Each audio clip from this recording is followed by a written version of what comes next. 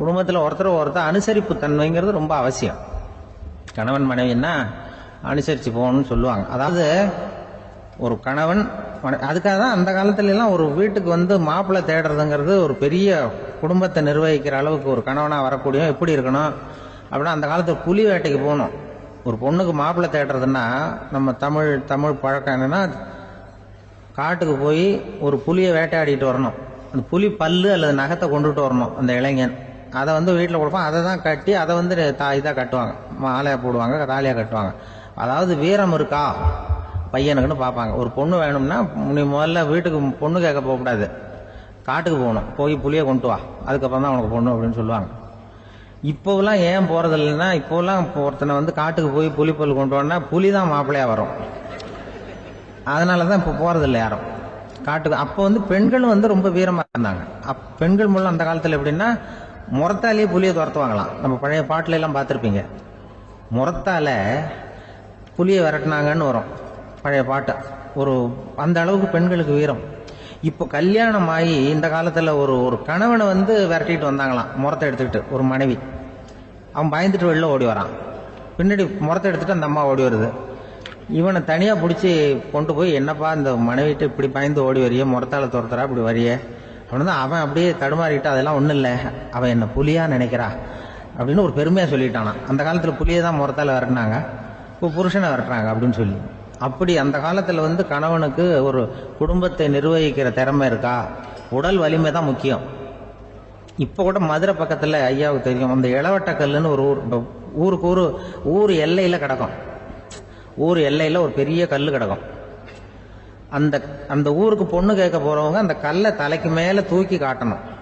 அப்படியே தூக்கி தலைக்கு மேலே வசதி கீழே போடணும். அந்த வலு இருந்தால் தான் நீங்கள் அந்த ஊருக்குள்ளேயே போகலாம், பொண்ணு கேட்கறதுக்கு போகலாம். இல்லைன்னா நீ திரும்பி போக வேண்டியதான். அந்த வலிமை இருக்கா மாப்பிள்ளைன்னு பார்க்குறாங்க. இளவட்டக்கல்லுன்னு பேர். அப்போ என்ன பண்ணாங்கன்னா, ஒரு 1000 வருஷத்துக்கு முன்னாடி அந்த கல்லை தலைக்கு மேலே தூக்கி கீழே போடுவாங்களாம். ஒரு 500 வருஷத்துக்கு முன்னாடி அப்படி கொஞ்சம் தூரம் இடுப்பு அளவுக்கு தூக்கி கீழே போட்டுக்கிட்டு இருந்திருக்கிறாங்க. அதுக்கப்புறம் ஒரு 100 வருஷத்துக்கு முன்னாடியெல்லாம் அப்படி முழங்கால் அளவுக்கு அப்படி தூக்கி போட்டால் போகிறோம்னு வச்சுருந்தாங்களாம். இப்போ நான் அந்த ஊருக்கு என் கூட பழனிசாமின்னு ஒருத்தர் இருக்கார். அவர் போய், உனக்கு எப்படிப்பா இந்த ஊரில் கல்யாணம் ஆச்சு அப்படின்னா, இப்போலாம் நாங்கள் தொட்டு கும்பிட்டா போகிறோம், அதை அசைக்கிறது கூட இல்லை. அப்படி ஆகிட்டுது. ஒரு குடும்பத்தை கணவனாக வரப்போகிறவனுக்கான தகுதி அந்த காலத்தில் அப்படி இருந்துதான். அப்படி வந்து கணவன் வந்து தேர்ந்தெடுக்கிறது, குடும்ப தலைவனை தேர்ந்தெடுக்கிறது ஒரு பெரிய காரியம். ஒரு பெரிய செல்வந்தர் போட்டி வச்சாராம், ஒரு நீச்சல் குளம், அதில் யார் வேணாலும் குதித்து அந்த பக்கம் போய் கரையேறலாம். அந்த நீச்சல் குளத்தில் விஷப்பாம்புலாம் கிடக்கு. யார் துணிஞ்சி அந்த விஷப்பாம்பு இருக்கிற குளத்தில் குதித்து அந்த பக்கம் போய் கரையேறானோ அவனுக்கு ஒரு 100 ஏக்கர் நிலம் கொடுப்பேன். அது வேண்டான்னா ஒரு 1000 ஆடு கொடுப்பேன். அதுவும் வேண்டான்னா என் பொண்ணை கொடுப்பேன் அப்படின்னு போட்டி வச்சார். அதான் மாப்பிள்ளையை தேர்ந்தெடுக்கிறதுக்கு அவர் ஒரு வழி, நீச்சல் குளத்தில் குதிச்சு கரையேறணும். இப்போ அந்த ஊரில் இருக்கிற இளைஞர்கள்லாம் வந்து பார்க்குறாங்க அந்த குளத்தில் குதிக்கணும்னு. ஆனால் குளத்தில் ஒரு விஷப்பாம்புலாம் கிடக்கு. இது என்ன பண்ணுறதுன்னு பார்த்தா யாருமே குதிக்கிறதுக்கு தைரியம் வரல. திடீர்னு ஒருத்தன் துணிஞ்சு குதிச்சான், படபடன்னு அடிச்சுட்டு போய் அந்த பக்கம் கரையேறிட்டான். கரையேறின உடனே பரவாயில்லையே ஒரு ஆள் வந்துட்டான்னு சொல்லி அவனை அந்த இளைஞனை போய் பிடிச்சிட்டு வந்தாங்க. அந்த பெரியவர் கேட்டார், ஏப்பா இவ்வளவு பெரிய விஷப்பாம்பெல்லாம் கிடக்கிற நீச்சல் குளத்தில் நீ துணிஞ்சு குதிச்சு கரையேறி இருக்கிற, உனக்கு என்ன 1000 ஏக்கர் நிலம் கொடுத்துறவா, 100 ஏக்கர் நிலம் கொடுக்கவா சொல்கிறபடி அப்படின்னா, வேண்டாம் சார்ன்றான். ஓஹோ அப்படின்னா ஒரு 1000 ஆடு வேணுமா உனக்கு அப்படின்னா, அதுவும் வேண்டாம் சார். ஓ அப்படின்னா என் பொண்ணு வேணுமா அப்படின்னா, அதுவும் வேண்டாம் சாருங்கிறான். அப்புறம் எதுக்குடா குதிச்சு என்ன உனக்கு என்ன தான் வேணும் அப்படின்னு கேட்டிருக்காரு. என்னை எவன் பிடிச்சி தள்ளி விட்டவன்னு தெரியணும் அப்படின்றான். அதுக்காக அவன் பார்த்துருக்கான். அப்படி இருந்தால் தான் துணிச்சல் வரும் இந்த காலத்தில். எதுக்கு இவ்வளவு சங்கடம்லாம் வச்சாங்கன்னா, ஒரு குடும்பத்துக்கு தலைவராக வர வேண்டிய ஒரு ஆள், கணவனாக இருக்க வேண்டியவனுக்கு துணிச்சல் இருக்கா, தைரியம் இருக்கா அப்படிங்கிறது பார்க்கறதுக்காக இப்படிப்பட்ட தேர்வு முறைகள்லாம் வச்சுருந்தாங்க அந்த காலத்துலலாம். இப்போலாம் கல்யாணம் பண்ணுறது ஆளுக்கு நேரில் பார்க்காமலே கூட கல்யாணம் நடக்குது இன்டர்நெட்டில். இப்போ சர்டிஃபிகேட் கேட்குறாங்க, நோய் நொடி இல்லாமல் இருக்காரா பார், காட்டுக்கெலாம் போக வேண்டாம், நேராக ஆஸ்பத்திரிக்கு போய் ஒரு சர்டிஃபிகேட் வாங்கிட்டு வா, உனக்கு ஒன்றும் வியாதி இல்லைன்னு ப்ரூவ் பண்ணு, அதுக்கப்புறம் பார்த்துக்கலாம், மற்றதை பேசுவோம் அப்படின்னு சொல்லி அப்படி இருக்குது நிலைமை. அதனால் குடும்பத்தில் வந்து அந்த கணவனாக இருக்கிற வேண்டியவனுக்கு பொறுப்பு அதிகம். ஏன்னா எல்லாத்தையும் அனுசரித்து போக வேண்டியதாக வந்தான். ஒரு பெரிய கிராமம். அந்த கிராமத்துல ஒரு பண்ணையார் வீடு. அதுதான் அந்த கிராமத்திலேயே பெரிய வீடு. ஒரு நாள் ஒரு திருடன் அந்த கிராமத்துக்கு வந்தான். சுத்தி பார்த்தான். அந்த பண்ணையார் வீடு கண்ணுல பட்டுது. இன்னைக்கு ராத்திரி இந்த வீட்டுல தான் நம்ம தொழில் ஆரம்பிக்கணும் அப்படின்னு சொல்லி அவன் முடிவு பண்ணிக்கிட்டான். ஏன்னா அதுதான் அந்த கிராமத்திலே கொஞ்சம் பெரிய வீடு. அங்கதான் அவன் எதிர்பார்க்கறது ஏதாவது கிடைக்கும் அப்படிங்கிறது அவனுடைய முடிவு. நடு ராத்திரி அவன் மெதுவா சோரேறி குதிச்சு அந்த பெரிய வீட்டுக்குள்ள புகுந்தான். அங்க போய் பார்த்தா முக்கியமான இடங்கள்ல எல்லாம் காவலுக்கு ஆள் நின்றுட்டு இருக்கிறாங்க ராத்திரி நேரத்துல. சரி, இந்த வீட்டுல நம்மால திருட முடியாது அப்படின்னு முடிவு பண்ணிட்டு மெதுவா வந்த வழியிலேயே திரும்பி வந்தான். அந்த சமயத்துல காலில் ஏதோ தட்டுப்பட்டது. என்னது அப்படின்னு சொல்லி குனிஞ்சு பார்த்தா அங்க ஒரு பெரிய வெங்காய மூட்டை அடுக்கி வச்சிருக்கிறாங்க. சரி, வந்ததுக்கு வெறுங்கையோட திரும்ப வேண்டாமே அப்படின்னு சொல்லி கையில இருந்த ஒரு பெரிய பை நிறைய அதை அள்ளி போட்டுக்கிட்டான். வெங்காயத்தை போட்டுக்கிட்டு புறப்படுற சமயத்துல கப்புன்னு கழுத்துல ஒரு கை வந்து விழுந்தது. ஆள் மாட்டிக்கிட்டான். அதாவது காவலாளிகள் அவனை புடிச்சு வச்சுக்கிட்டாங்க. மறுநாள் காலையில அந்த திருடனை பண்ணையார் முன்னாடி கொண்டுட்டு போய் நிறுத்தினாங்க. ஐயா, இந்த ஆளு ராத்திரி நம்ம வீட்டுல திருடுறதுக்காக வந்தான். வெங்காயத்தை அள்ளிட்டு புறப்படுறப்ப மாட்டிக்கிட்டான் அப்படின்னாங்க. அவரு பார்த்தாரு. என்னப்பா இவங்க சொல்றது உண்மைதானான்னு கேட்டார். ஆமான்னு ஒத்துக்கிட்டான் அந்த ஆளு. பண்ணையார் அதுக்கப்புறம் கொஞ்சம் யோசனை பண்ணார். அப்புறமா தீர்ப்பு வழங்கினார். இத பாருப்பா, நீ இங்க திருட வந்தது குற்றம். அதுக்காக நீ 100 ரூபாய் அபராதம் செலுத்தணும், அல்லது 100 கசையடிகள் வாங்கணும். அதுவும் இல்லைன்னா நீயே திருடுன அவ்வளவு வெங்காயத்தையும் பச்சையா என் கண் முன்னாடியே சாப்பிட்டுணும். இதுல எந்த தண்டனைய ஏத்துக்கிறது அப்படிங்கறத பத்தி நீயே யோசனை பண்ணி முடிவு எடுத்துக்கலாம் அப்படின்னு சொல்லிவிட்டார். அதாவது இவனே முடிவு பண்ணிக்க வேண்டியது.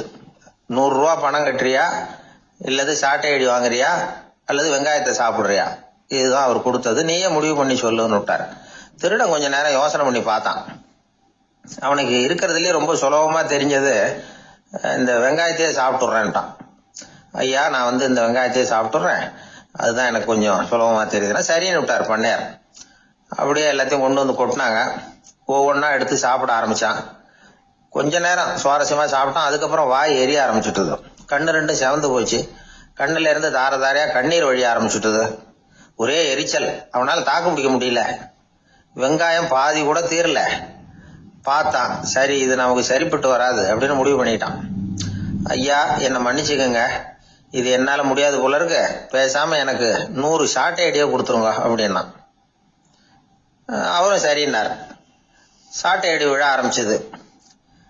அதுவும் ஆரம்பத்துல ஒரு மாதிரியா இருந்தது. ஒரு 60 அடிகள் விழுற வரைக்கும் தாங்கினான். அதுக்கு மேல அவனால முடியல, தாக்கு பிடிக்க முடியல. ஐயா, என்னை மன்னிச்சுக்கோங்க அப்படின்னு மறுபடியும் பண்ணையார் காலில் விழுந்தான். ஐயா, இதுவும் எனக்கு சரிப்பட்டு வராது போல இருக்கு, பேசாம 100 ரூபா அபராதமே கட்டிவிடுறேன் அப்படின்னா. அதே மாதிரி பணத்தை எடுத்து கொடுத்துட்டு அவன் பாட்டுக்கு போனான். இப்படி ஒரு கதை உண்டு. இந்த கதைய உலக புகழ்பெற்ற மனோதத்துவ மேதை எம் ஸ்காட் பெக் ஒரு உதாரணமா எடுத்து சொல்றார். எதுக்காக அவர் எடுத்து சொல்றாருன்னா, இந்த முடிவெடுக்கும் திறன் அப்படிங்கறத விளக்கறதுக்காக. வாழ்க்கையில முடிவெடுக்கிற திறன் நம்ம ஒவ்வொருத்தருக்கும் ரொம்ப அவசியம். எந்த சந்தர்ப்பத்துல எப்படி முடிவெடுக்கிறோம் அப்படிங்கறத வச்சுதான் நம்ம வாழ்க்கை அமையும். எவ்வளவுதான் பணம் இருந்தாலும் சரி, எவ்வளவுதான் படிச்சிருந்தாலும் சரி, இந்த முடிவெடுக்கிற திறன் சரியா இல்லைன்னா வாழ்க்கையில பல சறுக்கல்களை சந்திக்க வேண்டியிருக்கும். நாம முடிவுகள் எடுத்தா அந்த முடிவுகளால ஏற்படக்கூடிய விளைவுகளுக்கு நாம பொறுப்பு ஏற்க வேண்டி இருக்குமே அப்படிங்கிற பயத்தினால முடிவெடுக்கிற அதிகாரத்தை பல சமயங்கள்ல நாம மற்றவங்களுக்கு தாரவாத்து கொடுத்துடுறோம். நாமே முடிவெடுக்கக்கூடிய திறமையை வளர்த்துக்கிறது தான் ரொம்ப முக்கியம். ஒருத்தர் சொன்னார், சார், சின்ன சின்ன பிரச்சனைகள்ல எல்லாம் எங்க வீட்டுல என் மனைவி முடிவு எடுக்க விட்டுருவேன், பெரிய பிரச்சனைகள்ல எல்லாம் நான் தான் முடிவு எடுப்பேன் அப்படின்னார். பரவாயில்லையே அப்படின்னு சொல்லி, சின்ன சின்ன பிரச்சனைகள்னா எதுங்க அப்படின்னு கேட்டேன். ஒன்றும் இல்லை, இந்த வீட்டு வருமானத்தை பெருக்கிறது எப்படி, வீட்டு செலவை சரி கட்டுறது எப்படி, வீட்டு செலவுக்கு வாங்கியிருக்கிற கடனை அடைக்கிறது எப்படி, இதெல்லாம் சின்ன சின்ன பிரச்சனைகள். என் மனைவி கிட்ட முடிவு எடுக்கிற விஷயத்த விட்டுருவேன்னார். பெரிய பிரச்சனை தான் நான் எடுத்துக்குவேன்னார். அப்படின்னா பெரிய பிரச்சனைன்னா எது சார் அப்படின்னு கேட்டேன். அது என்னன்னா, இந்த உலக பொருளாதாரத்தை மேம்படுத்துறது எப்படி, 21ஆம் நூற்றாண்டுல என்னென்ன சவால்களை சந்திக்க வேண்டியிருக்கும் உலகம், இதெல்லாம் நான் பார்த்துக்குவேன் அப்படின்னார். பாருங்க, இது பிரச்சனைகள்ல இருந்து தப்பிக்கிற வழி. அதனால வாழ்க்கையில பிரச்சனைகளை சந்திக்கிறதுக்கு தயங்கப்படாது. அதே மாதிரி சரியான நேரத்துல சரியான முடிவு எடுக்கிறதுக்கு நாம கத்துக்கணும். அது ரொம்ப முக்கியம்.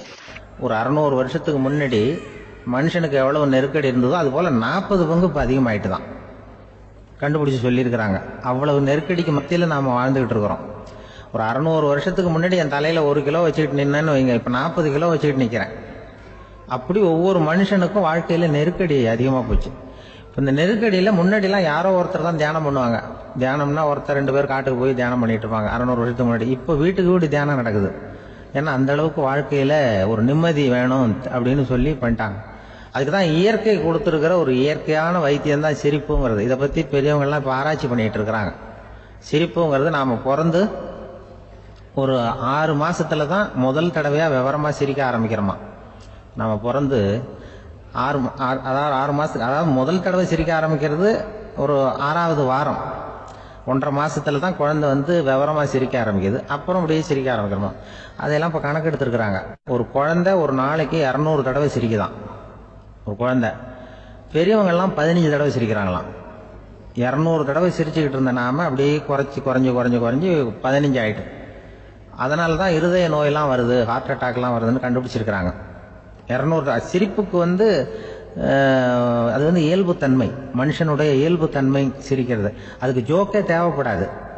ஆனா இப்ப காலங்காலமா நாம என்ன போதிக்கப்பட்டு வந்திருக்கிறோம்னா, சிரிப்புங்கிறது ஒரு பாவமான செயல். ஒரு முதலாளிக்கு முன்னாடி தொழிலாளி சிரிச்சா மரியாதை குறைச்சல், ஒரு கணவனுக்கு முன்னாடி மனைவி சிரிச்சா மரியாதை குறைச்சல், அது மாதிரி ஒரு வாத்தியாருக்கு முன்னாடி பையன் சிரிச்சா மரியாதை குறைச்சல், ஒரு ஆபீசருக்கு முன்னாடி பியூனு சிரிச்சா மரியாதை குறைச்சல், இப்படின்னு சொல்லி சிரிப்புங்கிறது ஏதோ மரியாதை குறைவான செயல்னு காலங்காலமா நாம போதிக்கப்பட்டு வந்திருக்கிறோம்.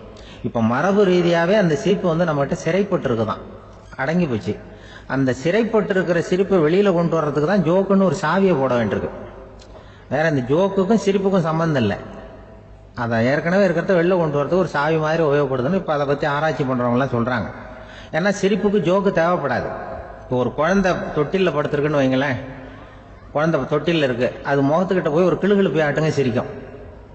அந்த கிளுகிழுப்பை சத்தமே சிரிக்க வைக்கிறதுல அதுதான் மனுஷனுடைய இயல்புத்தன்மை. அது என்ன ஜோக்காது? சத்தம். ஒரு கிளுகிழுப்பை கொண்டு போய் குழந்தை முகத்துக்கிட்ட ஆட்டினா சிரிக்குதே, அதுதான் இயல்புத்தன்மை. அதே கிளுகிழுப்பை ஒரு தாத்தா மூஞ்சிக்கிட்ட ஆட்டுங்க, கோவம் வந்துடும், அடிக்க வருவார். என்னடா விளையாட்டு இது அப்படிமாரு. ஏன்னா அவர் சிரிச்சுட்டு இருந்தவர், அப்படி இருந்தவர் ஒரு காலத்துல. ஒரு கிளுகிழுப்பைக்கு சிரிச்சவர் ஒரு காலத்துல இப்ப கோவப்படுறாருன்னா அந்த அளவுக்கு நம்ம மாறி போயிட்டே வந்துட்டு இருக்கிறோம். அதனால அந்த இயல்பு தன்மை மாறாம இருக்கணுங்கிறது ரொம்ப முக்கியம். அதுக்காக எல்லாரையும் குழந்தையாக்க முடியாது. மனுஷன் எல்லாரும் இனிமே வயசுங்கிறது கூட ஆகிட்டே தான் இருக்கும். அதுக்காக குறைச்சிக்கிட்டே போக முடியாது. அதுக்கு யாராவது மருந்து கண்டுபிடிச்சாதான் உண்டு. ஆனா ஒருத்தர் மருந்து கண்டுபிடிச்சாராம், சொல்லுவாங்க. ஒரு டாக்டர் ஒரு மாத்திரை கண்டுபிடிச்சாராம். ஒரு மாத்திரை சாப்பிட்டா ஒரு வயசு குறையும், ஒரு மாத்திரை சாப்பிட்டா ஒரு வயசு குறையும் அப்படின்னு ஒரு மாத்திரையை கண்டுபிடிச்சிருக்காரு. ஒரு பாட்டி அம்மா, 90 வயசு பாட்டி, அது போயிருக்கு. அதே டாக்டர்கிட்ட போய், ஐயா எனக்கு ஒரு பாட்டில் மாத்திரை கொடுங்க, இந்த வயசு குறையிற மாத்திரை அப்படின்றது. அவர் ஒரு பாட்டில் கொடுத்தாரு மாத்திரை. பாருமா பாட்டியம்மா, ஒரு மாத்திரை சாப்பிட்டா ஒரு வயசு குறையும், எடுத்துட்டு போகணும்னு கொடுத்துருக்காரு டாக்டர். இந்த 90 வயசு பாட்டி எடுத்துட்டு வீட்டுக்கு வந்துட்டு மறுநாள் அதே டாக்டர் கிட்ட போயிருக்கு. 30 வயசு பொண்ணா போச்சான். 30 வயசு பொண்ணா மாறி அதே டாக்டர் கிட்ட போயிருக்கு. இடுப்புல ஒரு கை குழந்தை, அது சட்டை கிட்ட போடாம கட்டவரில் வாயில வச்சுட்டு உட்காந்துருக்கு. நேராக டாக்டர்கிட்ட போய், டாக்டர் நேற்று வந்தேன், ஏதோ ஒரு மாத்திரை சாப்பிட்டா ஒரு வயசு குறையுன்னீங்க, நான் ஏதோ ஒரு ஆர்வத்தில் ஒரு 30-40 மாத்திரை சாப்பிட்டேன், இப்படி ஆயிட்டேன் அப்படின்னு. இப்போ டாக்டர் சொல்லியிருக்காரு, இதுக்கு ஏமா வருத்தப்படுற, எல்லாரும் வயசு குறையணும்னு தான் நினைக்கிறாங்க, உனக்கு வயசு குறைஞ்சிட்டுது, நீ சந்தோஷப்படு, இதுக்கே மறுபடியும் என்னட்ட வந்திருக்கிற அப்படின்னாரான் டாக்டர். அப்ப அந்த அம்மா சொல்லிச்சேன், என்னை பத்தி பரவாயில்ல டாக்டர், என் இடுப்புல பாருங்க கை குழந்தை, இது சட்டை கிட்ட போடாம உட்காந்துருக்கு, கட்டவரில் வாயில வச்சுட்டு உட்காந்துருக்கு, இது ரொம்ப ஆர்வத்துல ஒரு 70 மாத்திரையை சாப்பிட்டு விட்டுது, இது என் வீட்டுக்காரரு. இவர் வந்து இடுப்பு விட்டு கீழே இறங்க மாட்டேங்கிறாரு. நான் எதையாவது கொடுத்து இனிமேதான் வயசை கூட்டி இறக்கி விடுவேன் டாக்டர் அப்படின்னு தான்.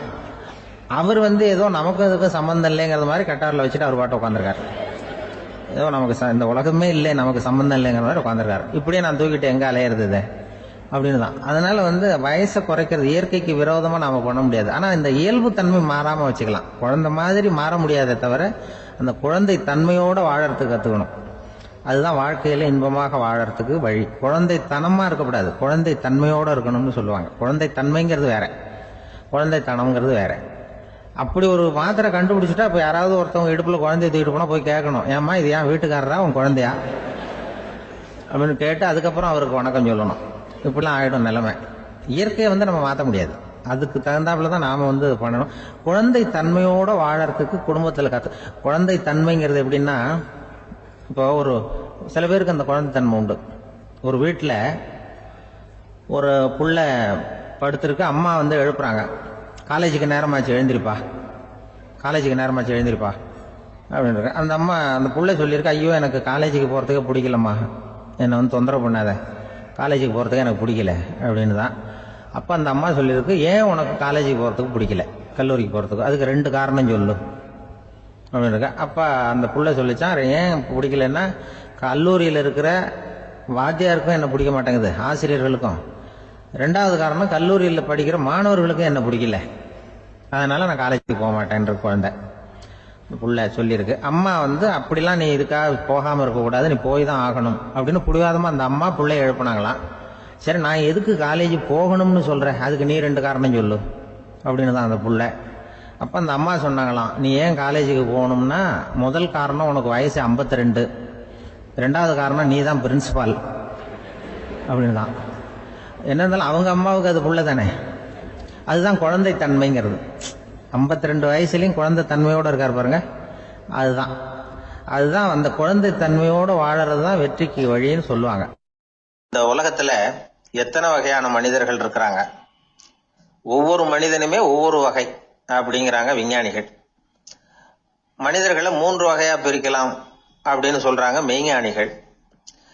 இவங்களை பத்திலாம் ஏற்கனவே நாம பேசியிருக்கிறோம். இப்ப டாக்டர் எட்வர்டு பேட்ச் அப்படிங்கிற நிபுணர் என்ன சொல்றாரு தெரியுமா, மனிதர்களை 7 வகையா பிரிக்கலாம்ங்கிறார். மனிதர்களின் மனநிலை அடிப்படையில அவங்களை 7 விதமா வகைப்படுத்துறார் அவர். சரி, அது என்ன 7 வகை? முதல் வகை என்னன்னா பயந்த குணம் உள்ளவங்க. சார் ரொம்ப பயந்த சுபாவம், வீட்டில் கூட வாயே திறக்க மாட்டார், சாப்பிட போறப்ப மட்டும்தான் கொஞ்சம் வாயை திறப்பார், அப்புறம் மூடிக்குவார் அப்படின்னு சில பேரை பத்தி நாம பேசிக்கிறது உண்டு. இவங்கெல்லாம் இந்த வகை, அதாவது பயந்த குணம் உள்ளவர்கள் அப்படிங்கிற முதல் வகை. சரி, 2வது வகை என்னன்னா சஞ்சலப்படுகிறவர்கள், எதுக்கு எடுத்தாலும் கலக்கம் குழப்பம், இப்படியே காலம் தள்ளிட்டு இருப்பாங்க, பல பேர் பார்த்திருப்பீங்க, அவங்கெல்லாம் இந்த வகை. 3வது வகை என்னன்னா யதார்த்த உலகை மறந்து கற்பனை உலகத்திலேயே மிதக்கிறவங்க, இளைஞர்கள் கவிஞர்கள், இப்படி பல பேர் இருக்கிறாங்க. எப்ப பார்த்தாலும் கற்பனை உலகத்திலேயே மிதந்துகிட்டு இருப்பாங்க. கிட்டத்துல போய் என்னங்க ஒரு மாதிரியா இருக்கிறீங்க அப்படின்னு கேட்டு பாருங்க, அவங்களெல்லாம் ஏதோ ஒரு அற்ப புழுவை பாக்குறது மாதிரி உங்களை பார்ப்பாங்க. அதுவும் அந்த வானத்து நிலாவை பாருங்கள், அது என்னை வா வான்னு கூப்பிடுது, எனக்கு சீக்கிரத்துல ஒரு நாள் சிறகுகள் முளைக்கும், சிறகடித்து வானத்துல பறந்து போவேன், அந்த செல்ல நிலாவை கொஞ்சிவிட்டு வருவேன், இப்படிலாம் பேசிட்டு இருப்பாங்க. கொஞ்சிறது அப்புறம் இருக்கட்டும், இப்ப கஞ்சிக்கு வழியே பாருப்பா அப்படின்னா அதை காதுல வாங்க மாட்டாங்க. நாம ஏதோ இந்த உலகத்தை அனுபவிக்க தெரியாதவர்கள் மாதிரி நம்மளை அவங்க கவனிப்பாங்க. இப்படி ஒரு ரகம். 4வது வகை மனிதர்கள் எப்படின்னா, இவங்க தனிமை உணர்வு மிக்கவர்கள். இவங்க மற்றவங்களோட இயல்பா நெருங்கி பழகிறது இல்ல, தான் உண்டு தன்னுடைய வேலை உண்டுன்னு இருந்துட்டு போறவங்க. அடுத்த வீட்டுல இருக்கிறவர் யார் அப்படின்னு கேட்டா கூட அடுத்த வீடுன்னு ஒண்ணு இருக்கா அப்படிங்கறது மாதிரி நம்ம முகத்தை பார்ப்பாங்க. அவங்க கிட்ட மேற்கொண்டு நாம என்னத்தை பேச முடியும்? இப்படி ஒரு வகை. 5வது வகை மனிதர்கள் எப்படின்னா, இவங்க மற்றவங்க செல்வாக்குக்கு உட்பட மறுப்பவர்கள். அடுத்தவங்களோட செல்வாக்குக்கு இவங்க ஆட்படுறதில்ல. நான் யார் தெரியுமான்னு கேட்டா அதை தெரிஞ்சுட்டு எனக்கு என்ன ஆக போகுதும்பாங்க. இவங்கெல்லாம் அந்த ரகம். 6வது வகை மனிதர்கள் எப்பவும் எதுலையும் பற்று இல்லாம இருக்கிறவங்க. இது ஒரு துறவு மனப்பான்மை. இயல்பாவே சில பேர் இப்படி உண்டு, அவங்களுக்கு எதுலயும் ஒரு ஈடுபாடு இருக்காது. அப்படிப்பட்டவங்க எல்லாம் 6வது வகை. 7வது வகை மனிதர்கள் மற்றவங்க கவலைய தன்னுடையதா ஆக்கிக்கிட்டு கவலைப்படுறவங்க. இவங்கெல்லாம் மகாத்மாக்கள். தாம் வேறு அடுத்தவங்க வேறு அப்படிங்கிற எண்ணம் இவங்களுக்கு வர்றதில்லை. அதனால அடுத்தவங்களுக்கு ஒரு துன்பம் வந்ததுன்னா இவங்களால சும்மா இருக்க முடியறதில்ல. ஆக கூடி இப்படி 7 விதமான மனிதர்களை அடையாளம் காட்டுறார் அந்த நிபுணர். இதுல நாம எந்த வகையில வர்றோம் அப்படிங்கறத நாம தான் அடையாளம் கண்டுபிடிக்கணும். எனக்கு தெரிஞ்ச ஒரு மனிதர் உண்டு. அவர் ஒரு வித்தியாசமான வகை. எதையும் நடைமுறை சாத்தியமா சிந்திக்கிறவர். எப்பவும் அடுத்தவங்களும் நல்லா இருக்கணும், நாமும் நல்லா இருக்கணும் அப்படின்னு ஆசைப்படுறவர். அவருக்கு ஒரு சமயம் திடீர்னு உடம்பு சுகம் இல்லாம போயிட்டுது. டாக்டர் கிட்ட போனார், பணம் கொடுத்தார், வைத்தியம் பார்த்துக்கிட்டார். அவர் எழுதி கொடுத்த மருந்து சீட்டை வாங்கினார். ஒரு மருந்து கடைக்கு போனார், பணம் கொடுத்தார், மருந்து வாங்கினார். அதை எடுத்துட்டு வீட்டுக்கு வந்தார். அதுக்கப்புறம் அந்த மருந்து அவர் சாப்பிடணும்ல, சாப்பிடவே இல்லை, அப்படியே சும்மா வச்சுட்டார். அவரை பார்த்து கேட்டேன், ஏன் சார் இப்படி பண்றீங்க? வீண் செலவு தானே இது, நீங்க ஏன் டாக்டர் கிட்ட போய் பணம் செலவு பண்ணுனீங்கன்னு கேட்டேன். அவர் சொன்னாரு, டாக்டர் வாழணும் இல்லையா, அதனாலதான் அப்படின்னார். சரி, அப்புறம் ஏன் மருந்து வாங்கினீங்க அப்படின்னு கேட்டேன். மருந்து கடைக்காரர் வாழணும் இல்லையா, அதனாலதான் அப்படின்னார். சரி, அப்புறம் ஏன் வாங்கின மருந்து சாப்பிடாம வச்சுட்டீங்க அப்படின்னதுக்கு, நான் வாழணும் இல்லையா, அதனாலதான் அப்படின்னார். இவர் வாழ்க்கையை புரிஞ்சுக்கிட்டவர். இப்படி வாழ்க்கையை புரிந்து கொண்டு வாழ தெரிஞ்சுக்கணும். எந்த வகை மனிதர் நாம் அப்படிங்கறத புரிஞ்சுக்கிட்டு வாழ்ந்தோம்னா வாழ்க்கையில வெற்றி நிச்சயம். மனித நேயம்ங்கிறத பத்தி சொல்லுவாங்க. மனித நேயம் ஏன்னா ஒரு கணவன் கணவனா இருக்கணும், மனைவி மனைவியா இருக்கணும். ஒரு மனுஷன் இன்னைக்கு மனிதன் மனிதனாக இல்லை. மனித நேயம் குறைஞ்சு போச்சு. இது குடும்ப உறவுகள்லாம் ரொம்ப மாறி போச்சுன்னு சொல்ல. இப்ப நாகரிகத்துல அப்படிதான் இருக்குது. ஒரு இதுல ஒருத்தன் என்ன பண்ணிருக்கான், ஒரு சின்ன பையனை கொண்டு வந்தானா. ஒரு சின்ன பையன் பக்கத்துல இருக்கான். ஒரு பெரியவர் கேட்டிருக்காரு, யாருப்பா அந்த பையன் அப்படின்னு கேட்டிருக்காரு. இவன் சொன்னானா, இந்த பையன் எனக்கு தூரத்து உறவு, எனக்கு தூரத்து உறவுன்னு இருக்கான். சரி, தூரத்து உறவுன்னா எப்படி அப்படின்னு கேட்டிருக்கான். இந்த பையன் எங்க அப்பாவுக்கு 8வது புள்ள அப்படின்னு. கூட பிறந்தவனே அவ்வளவு தூரமா போயிட்டான், 8வதா பிறந்த. அப்படி இருக்கு குடும்ப உறவுகள்ங்கிறது. மனுஷனுக்கு வேல்யூ விஞ்ஞானம் எப்படி போட்டிருக்குன்னா, ஒரு மனித உடம்புல இருக்கிற கால்சியத்தை மட்டும் தனியா எடுத்தா ஒரு சின்ன ரூமுக்கு வெள்ளை அடிக்கலாமா. ஒரு மனுஷ உடம்புல இருக்கிற பாஸ்பரஸை மட்டும் தனியா எடுத்தா ஒரு 40 நெருப்பூச்சி தயார் பண்ணலாம். ஒரு மனுஷ உடம்புல இருக்கிற இந்த கொழுப்பு சத்தை மட்டும் தனியா எடுத்தா ஒரு 7-8 சோப்பு கட்டி தயார் பண்ணலாம். அது மாதிரி ஒரு மனுஷ உடம்புல இருக்கிற இரும்பு சத்தை மட்டும் தனியா எடுத்தா ஒரு 2 அங்குல ஆணி 2 செய்யலாம். இவ்வளவுக்கும் விலை போட்டா 42 ரூபா 50 காசு. இதுதான் மனுஷனுக்கு விஞ்ஞானம் போட்டிருக்கிற விலை. அது எப்போ அது ஒசரும்னா, அவன் மனுஷனா இருக்கிற வரைக்கும் இருக்கிறப்ப. அதுவும் செத்து போனா அதுவும் கிடையாது, செத்து போனா அதுவும் குறைஞ்சிரும். மிருகங்களுக்கெல்லாம் அப்படி இல்லை, செத்ததுக்கு அப்புறம் விலை கூடும். அங்கெல்லாம் எல்லா ஊர்லயும் பாத்தீங்கன்னா உயிர் கோழி 50 ரூபா, உரிச்ச கோழி 60 ரூபான்னு போட்டிருக்கோம். செத்ததுக்கு அப்புறம் 10 ரூபா அதிகம். மனுஷனை நீ உயிர் மனுஷன் 42 ரூபா 50 காசு, செத்ததுக்கு அப்புறம் 52 ரூபான்னா நீயே வச்சுக்கிடாது, எனக்கு இது கண்டு போட்டு. அவன் எப்ப அவனுக்கு வேல்யூ கூடும்னா, மனிதன் மனிதனாக வாழும் பொழுதுதான் வேல்யூ கூடும். குடும்பத்துல அந்த அந்த பாசத்தோட வாழணும்னு கடவுள்கிட்ட கேட்டு சொன்னாங்களே, அதுதான். இந்த சமூகம்ங்கிறதும் ஒரு பெரிய குடும்பம் தான். அதனாலதான் இந்த நாட்டுக்கு உள்ள பெருமையை எல்லாரும் ஒற்றுமையா இருந்தா எதையும் சாதிக்கலாம்ங்கிறது தான் இந்த நாட்டுக்கு உள்ள பெருமை. அப்படி நிரூபிச்சோம். அதனால சமூகம்ங்கிறதும் ஒரு குடும்பம் மாதிரி இருக்கிறது தான் பெருசு. இப்ப சில இதெல்லாம் இப்போ ஜாதி மத வேறுபாடெல்லாம் நம்முடைய முன்னேற்றத்தை தடுக்கும். விலங்குகள் நம்மளோட மேலானது. அதான் ஒரு ஊர்ல ஒரு சிவன் கோயில் இருந்துதான். சிவன் கோயில்ல அந்த புறாவெல்லாம் வளர்ந்துகிட்டு இருந்திருக்கு. அந்த மாடத்துல, சிவன் கோயில் மாடத்துல புறாவெல்லாம் கூடி இருந்திருக்கு. உடனே அதுக்கு கும்பாபிஷேகம் பண்றதுக்காக ஊர்ல திட்டம் போட்டாங்க. சிவன் கோயிலுக்கு வெள்ளடிக்க ஆரம்பிச்சாங்க. வர்ணம் பூச ஆரம்பிச்சதும் அதுக்கு சாரம் கட்டுவாங்கல்ல, இந்த குச்சியெல்லாம் வச்சு சாரம் கட்டுவாங்க. உடனே இந்த புறாவெல்லாம் என்ன பண்ணிச்சான், இனிமே நம்ம இங்க வெள்ளை அடிக்கிறாங்க, கும்பாபிஷேகம் வருது, நம்ம இங்க குடியிருக்க முடியாது, எதிர்த்தாப்புல எங்க போகலான்னு பார்த்துருக்கு. இந்த உயரம் கோபுரத்துல இருந்த புறாவெல்லாம் எதிர்த்தாப்புல ஒரு மாதா கோயில் இருந்திருக்கு, சர்ச்சு. அங்க சில மாடங்கள்ல புறாவெல்லாம் இருக்குது, சில மாடம் இருக்கு. உடனே நம்மெல்லாம் அங்க போயிடும் கொஞ்சம் காலத்துக்குன்னு எல்லாம் புறப்பட்டு இந்த மாதா கோயிலுக்கு போயிடுது. அங்க போனா அங்க இருக்கிற புறாவோட சேர்ந்து இதுவும் குடியிருந்துட்டு இருக்கு. கொஞ்ச நாள் என்னாச்சு, அங்க கிறிஸ்துமஸ் வந்துட்டுது. கிறிஸ்துமஸ் வந்ததும் சரி இங்கேயும் வெள்ளடிக்க ஆரம்பிக்கிறாங்க. நம்ம மறுபடியும் எங்கடா போறதுன்னு பார்த்தா அங்க இருக்கிற புறாவோட சேர்ந்து இதுவும் சேர்ந்து நேரா ஒரு பள்ளிவாசல் இருந்தது. எதுக்கு அங்க இருக்கிற மாடத்துல போய் அங்க குடியேறிட்டுது எல்லாம். அவங்க போனா அங்க ரமலான் மாசம் வந்து ரம்ஜானுக்காக அதையும் புதுப்பிக்க ஆரம்பிச்சாங்க. இது என்ன பண்றதுன்னு சொல்லி இந்த 3 செட்டு புறாவும் சேர்ந்து என்ன பண்ணுச்சு, எங்க போலான்னு பார்த்தா மறுபடியும் அதுக்குள்ள இந்த சிவன் கோயில்ல கும்பாபிஷேகம் முடிஞ்சு போச்சான். முடிஞ்சிருக்கு, அங்க போடுவோம் எல்லாரும் சொல்லி எல்லா புறாவும் அந்த சிவன் கோயிலுக்கு வந்துடுது. அங்க போய் மாடத்துல குடியிருந்துட்டுது. அப்போ திடீர்னு ஒரு நாள் பார்த்தா ஒரே கலவரம் பூமியில எல்லாம் ஒருத்தன் அருவாளை தூக்கிட்டு நிற்கிறான், குச்சி எடுத்து ஒருத்தனை சுட்டுக்கிறான், ஒரே கலவரம், சத்தம், ஒரே மத கலவரம் வந்துட்டுது ஊர்ல. அப்போ புறாவெல்லாம் மாடத்துல இருந்துக்கிட்டு ஒரு குஞ்சு புறா அவங்க அம்மாட்ட கேட்டுதான், இது என்ன இந்த மனுஷனுக்கு என்ன ஆச்சு, அவன் கத்தியை தூக்கிட்டு நிற்கிறானே அப்படின்னு கேட்டுதான். ஒரு குஞ்சு புறா அவங்க அம்மாட்ட கேட்டுதான். அம்மா புறா இப்போ அம்மா அந்த புறா சொல்லிச்சான், மனுஷனுக்கு இப்போ மதம் பிடிச்சிருக்கு, அதான் கத்தியை தூக்கிட்டு நிற்கிறான் அப்படின்ட்டு. இப்போ நமக்கெல்லாம் பிடிக்கலையே அப்படின்னு தான்.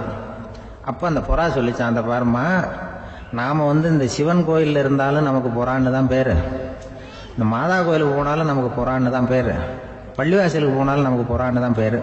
அந்த மனுஷன் அப்படி இல்லை, அவன் இங்கே இருக்கிற வரைக்கும் இந்துன்னு சொல்லுவான், அங்கே மாதா கோயில் இருந்தான்னா கிறிஸ்தவன்னு சொல்லுவான், பள்ளிவாசலில் இருந்தான்னா முஸ்லீம்னு சொல்லுவான். அப்போ குஞ்சு புறா அது என்ன இப்படி பண்ணுறாங்க மனுஷங்க, இப்போ அவங்கள விட நம்ம வசதி போல் இருக்க, நம்ம தேவலாம் போல் இருக்க அப்படின்னு தான் அந்த குஞ்சு புறா. அப்போ அந்த தாய் புறா சொல்லிச்சான், உண்மைதான், அதனால தான் நம்ம மேலான இடத்துல இருக்கிறோம், அவன் கீழே நிற்கிறான் இன்னமும் அப்படின்னு சொல்லிச்சுதான். அந்த குடும்பம்ங்கிறது, சமுதாயம்ங்கிறது ஒரு பெரிய குடும்பம், அது இந்த புறாகிட்டேருந்து மனுஷன் கற்றுக்க வேண்டியிருக்கு. அப்படி இருக்குது இன்னைக்கு மனுஷனுடைய நிலைமை. அதை புரிஞ்சுக்கணும். அப்படித்தான் ஒவ்வொரு இதுலேயும் நாம் நடந்து கொள்ள வேண்டியிருக்குது. மிருகங்கள்டேருந்து கற்றுக்கிற வாய்ப்பெல்லாம் இருக்குது. அப்படி சொல்லுவாங்க. ஒருத்தன் தன்னுடைய நண்பனை வழியில பார்த்தான். என்னப்பா லெட்டர் போட்டுனே கிடைச்சதா அப்படின்னா, ஓ கிடைச்சதேன்னா அவன். இவன் உடனே, ஏன்டா போய் சொல்ற, நான் உனக்கு லெட்டரே போடல, சும்மா தான் கேட்டேன், உடனே கிடைச்சிட்டுதுங்கிறிய அப்படின்னா. லெட்டர் போட்டேன்னு நீ போய் சொல்றப்போ அது கிடைச்சதுன்னு நான் போய் சொல்லக்கூடாதா அப்படின்னு அவன். இப்படிப்பட்டவங்க சில பேர் இருந்தா கூட இன்னைக்கு கடிதம் மூலமா தொடர்பு கொள்ளாதவங்க இருக்கவே முடியாது. அந்த அளவுக்கு அது அவசியமான ஒன்னாயிட்டுது. இந்த அஞ்சல் அட்டைகள் எப்படி ஆரம்பமாச்சு தெரியுமா? ஆஸ்திரியா நாட்டுல ஒரு பேராசிரியர் இருந்தார். அவர் பேர் இம்மானுவேல் கர்மன். அவர் ஒரு நாள் ஒரு பத்திரிகையில கட்டுரை எழுதினாராம். இது நடந்தது 1869. அவர் எழுதின கட்டுரையில மக்கள் அதிகம் செலவு இல்லாம ஒருத்தருக்கு ஒருத்தர் தகவல் பரிமாறிக்கிறது எப்படி அப்படிங்கறத பத்தி எழுதியிருந்தார். அதுக்கு சில யோசனைகளை அவரே எழுதியிருந்தாராம். எப்படின்னா, அந்த கட்டுரையை எல்லாரும் படிச்சு பார்த்திருக்கிறாங்க, அவர் சொன்ன யோசனைகள் என்னன்னு. அது அரசாங்கத்தின் கவனத்துக்கு போச்சான். ஆகா, இது அவர் சொல்ற யோசனை நல்லா இருக்கும் போல் இருக்கு அப்படின்னு அவங்களே நினைச்சிருக்கிறாங்க. அவ்வளவுதான். உடனே அந்த யோசனையை நடைமுறைக்கு கொண்டுட்டு வந்தாங்களாம். பேராசிரியர் இம்மானுவேல் ஹெர்மனின் யோசனைப்படி அச்சடிச்ச அரசு முத்திரையோட அரசாங்கம் அஞ்சல் அட்டைகளை வெளியிட ஆரம்பிச்சுதான். 1869 அக்டோபர் 7ஆம் தேதி இது நடந்திருக்கு. உலகின் முதல் அஞ்சல் அட்டை வெளிவந்த நாள் அது. அப்பதான் அதுக்கு பேர் என்ன தெரியுமா? அதாவது கரஸ்பாண்டிங் கார்டு அப்படின்னு பேராது. அதுக்கப்புறம் என்ன ஆச்சுன்னா, உடனடியா அமெரிக்காவிலேயே இது மாதிரியான கார்டுகளை வெளியிட ஆரம்பிச்சிட்டாங்க. அங்க இதுக்கு என்ன பேர் தெரியுமா? Postal card. அதுக்கப்புறம் 1870 இங்கிலாந்துலயும் இதை வெளியிட்டாங்களாம். அதை வெளியிட்ட முதல் நாள் அன்னைக்கு என்ன நடந்தது தெரியுமா? மக்கள்லாம் ஏதோ நியாய விலை கடையில நிக்கிறது மாதிரி பெரிய பெரிய கியூ வரிசையில நின்று இதை வாங்கினாங்களாம். நம்ம நாட்டுல முதல் அஞ்சலகம் 1927 கல்கத்தாவில் ஆரம்பமாயிருக்கு. இன்னைக்கும் அஞ்சலகம் இல்லாத இடமே இல்லை. அந்த அளவுக்கு அஞ்சல் போக்குவரத்து அதிகமாயிருக்குது. அன்னைக்கு உள்நாட்டுல ஒருத்தருக்கு ஒருத்தர் தகவல் பரிமாற்றம் செய்து கொள்ள மலிவான ஒரு அஞ்சல் அட்டையை அரசாங்கம் வெளியிடலாம் அப்படின்னு பேராசிரியர் எழுதின கட்டுரை இன்னைக்கு எந்த அளவுக்கு ஆகியிருக்கு பாத்தீங்களா? ஒருத்தன் ஒரு தபால் பெட்டிக்கு பக்கத்துல தலைய வச்சுக்கிட்டு அவன் பாட்டுக்கு நின்றுட்டு இருந்திருக்கான்.